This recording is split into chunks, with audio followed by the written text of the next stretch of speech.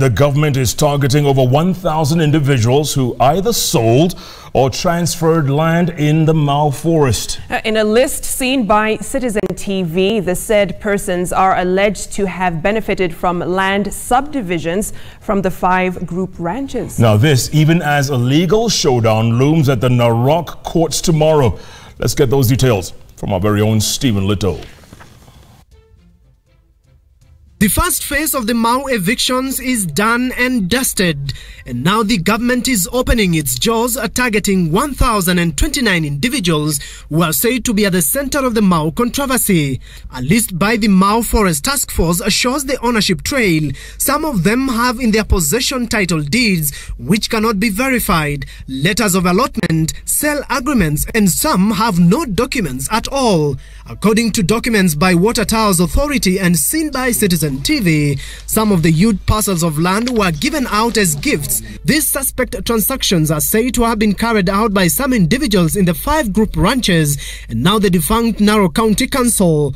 A legal task force of 2011 indicated all the title deeds to the encroached pieces of land were unlawfully acquired. Although the government will be focusing on the 1,029 individuals, Mau Forest occupancy has ballooned over the years from that number to 7,900, and currently it has over 12,000 occupants. In the meantime, a legal battle looms tomorrow, with a case filed by Kericho Governor Paul Chepkwony expected to kick off. Wanaharakati pia hapa Narok tumejiunga na tumepeleka pia kesi pale, twende tusikizwe. Hali ya Mau ni hali ambayo inagusa maisha ya vizazi vijavyo.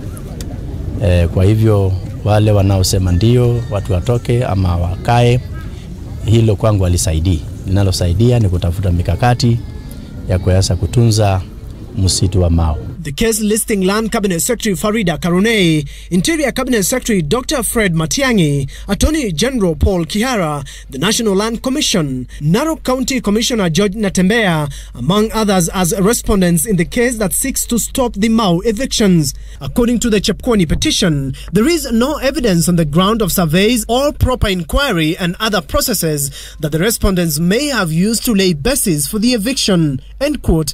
Even as the Mau evictions takes the legal route, Kipkelion Member of Parliament Hilary Kosgei, who sits in the National Assembly's Environment Committee, says they have scheduled a meeting with Cabinet Secretary Keriako to bicker over the Mau evictions. And when he comes, we want us from an environmental perspective to convince us that what is happening, first of all, is correct, is not political, and does not injure the innocent lives in the Mau. The scrapping off of the T-belt that serves as the buffer zone also a matter of interest to the committee, with a report tabled last Thursday recommending more funds to the Nyayo T-Zones Corporation. I would be very surprised if the government can, since its inception in 2015, Nyayo T-Zone has planted 13 kilometers of tea bushes. It has spent close to 300 going to 400 million of taxpayers' money.